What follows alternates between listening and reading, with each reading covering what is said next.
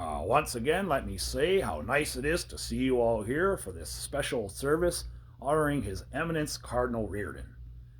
Speaking of services, here's our own beloved Father Mulcahy. Good morning. Here we are. It's Sunday again. I'm sure you've all come expecting to hear a sermon. Well, I have to admit, I'm not quite as prepared as I'd like to be. In fact, I'm not even dressed as I'd like to be. You see, I was working on my sermon, which I had hoped to be a particularly inspirational one in honor of Cardinal Reardon. But I was called away, and, well, to be honest, I never got back to it. So, if you'll just bear with me, I'd like to explain to you the reason why. I want to tell you about two men, each facing his own crisis. The first man you know rather well. The second is a patient here.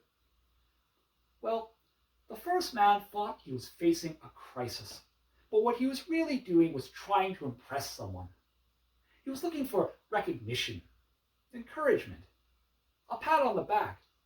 And whenever that recognition seemed threatened, he reacted rather childishly.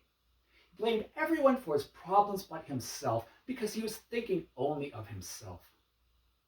But the second man was confronted by the greatest crisis mortal man can face, the loss of his life.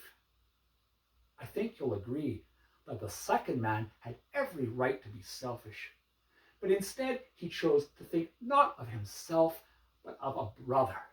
A brother! And when the first man saw the dignity and the selflessness of the second man, he realized how selfish and petty I had been.